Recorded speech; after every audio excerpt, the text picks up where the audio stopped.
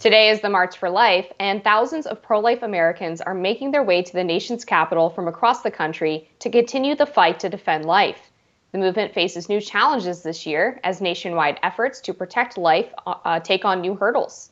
Pro-life efforts in safely Republican states like Ohio, Kentucky, and Kansas have failed, and 2024 will see several states put pro-abortion policies on the ballot. Moreover, the Biden administration has demonstrated it is deeply opposed to the pro-life movement. Here's Biden yesterday giving this very profound message to the March for Lifers. What's your message to those attending? March. Sir, President. Meanwhile, the Biden administration has planned a rally today in Virginia to defend abortion access, with an emphasis on attacking former President Donald Trump over getting Roe v. Wade struck down. Biden campaign manager Julie Chavez Rodriguez released a statement saying Donald Trump is the reason that more than 1 in 3 American women of reproductive age don't have the freedom to make their own health care decisions. Now, he and MAGA Republicans are running to go even further if they retake the White House. Trump directly paved the way for Republican extremists across the country to enact draconian bans that are hurting women and threatening doctors, end quote. She continued, in 2024, vote for Joe Biden, and Kamala Harris is a vote to restore Roe, and a vote for Donald Trump is a vote to ban abortion across the country. Here to discuss the fight over abortion and the March for Life is State Policy Director at Susan B. Anthony Pro-Life America, Katie Glenn Daniel. Thank you so much for joining us on Rising. Let's start with the March for Life, which is taking place today in a very snowy D.C. Despite the conditions, it looks like there will be a pretty good turnout. Can you give us a little background look at what the theme of this year's March for Life is and how many people you expect to turn out? Well, this year's theme is totally focused on mom and baby. It's with every woman, for every child. And that's our goal at SBA as well, is making sure that whatever a mom needs, we are there to walk with her, to support her, and to say, yes, you can do it. A clear contrast from the Biden administration, who's pushing abortion on everyone for any reason. What do you mean by that, pushing abortion on anyone for any reason? As soon as the Dobbs decision came out, the Biden administration said they'd take a whole of government approach to being pro-abortion. Most recently, they're pushing the EMTALA policy that explicitly says that hospitals owe a duty of care to mother and baby, saying the baby doesn't matter, only the mother matters. So that is the type of approach they take to every policy, is forgetting about the child and saying that if there's anything going on in her situation that is not perfect, whether it's financial or emotional support, abortion is the only solution. And recently, the Biden administration has been, through the Department of Defense, been allowing for women to get reimbursements if they travel out of state for abortions, a policy that was fought for quite some time by Senator Tommy Tuberville. Can you also address some of the claims of the pro-abortion left that the recent crackdown on abortions, the recent pro-life laws, criminalize doctors and women who perform miscarriages or have miscarriages? Every single pro-life law, all 24 of them, allow for care in an emergency situation. It's also important to note that treating a miscarriage is not an elective abortion. In a miscarriage, tragically, that child has died. And so you are treating mom and taking care of her child who has passed away. An elective abortion actively ends the life of a healthy child. So there was recently a case out of Texas where there was a woman who was experiencing a kind of condition that would cause the baby to either come stillborn or to die shortly after birth. This would, if carried to term, endanger the mother's chances of having a future pregnancy, and the baby's life was deemed not viable based on this condition. And the Texas high courts ruled that she couldn't have an abortion in this case, even though her health was threatened by the pregnancy and the baby was not viable. She has since left to have an abortion out of state. Her lawyers didn't say where, but what do you make of a case like this being the result of a ban? Well, Texas law is clear that doctors owe a duty of care to a mom and a baby. This is a horrible situation, and we have so much compassion for her. I cannot imagine what it's like to be told that this pregnancy that is so wanted has these challenges. But we've really got to ask, did she get informed consent? In interviews, Kate Cox has said that she didn't want her child to feel pain, but we know that after 15 weeks, a baby does feel pain during an abortion. So I really have to ask, did she get informed consent? Did she know what her options were? Did she know that the University of Michigan has a program where they are getting great outcomes for babies with this condition? She deserves compassion and support and support for her and her baby. Can you explain what you mean by informed consent? Informed consent is when a doctor has to give you information about what the procedure is, what the outcomes are, what your risks are. And this is something that the abortion industry is terrible at, and they actually actively fight against having to do.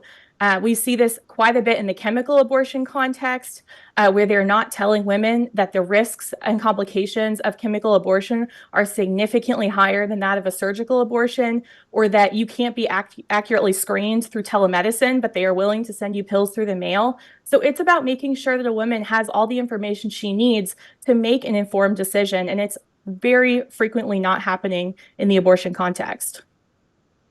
What did you make, Katie, of President Joe Biden's response to the March for Life today? He gave a one-word answer, March. He, of course, says that he is personally morally opposed to abortion because he's a Catholic, but he supports pro-abortion policies. Were you surprised by his answer? And what do you think would have been a better one? Well, he is a man of few words at times, and we hope everybody is showing up to March. They are a reminder that there are many millions of Americans who want to live in a pro-life America and are willing to stand with moms and their babies to do that. I hope that he finds his Catholicism deep in there and that this one-word answer was part of that. But really, his administration has been key to why the March for Life is so important. The Dobbs decision was a seminal moment for the pro-life movement, but we are not done. We are not done making abortion unthinkable, and we are not done standing with moms and their babies. I'm curious, based off of what you said, standing with moms and their babies, you say, you are pro-life. In Katie Cox's case in Texas, if there was informed consent, if she was aware, that there might be a period of pain for the baby through this procedure, knowing that the baby would ultimately be a stillbirth or die within hours of being born, and that this would jeopardize her chance of having babies in the future. She already has two. She's a proud mother, wanted to have a third. What do you make of this? If she had informed consent in this scenario, would you deem this a situation where medical abortion was required for the mother's life and her future children's life? Well, Texas law has said that they protect mom and baby. They also allow for care in an emergency situation. So in this case, her doctor went into court and didn't even argue that there was an emergency.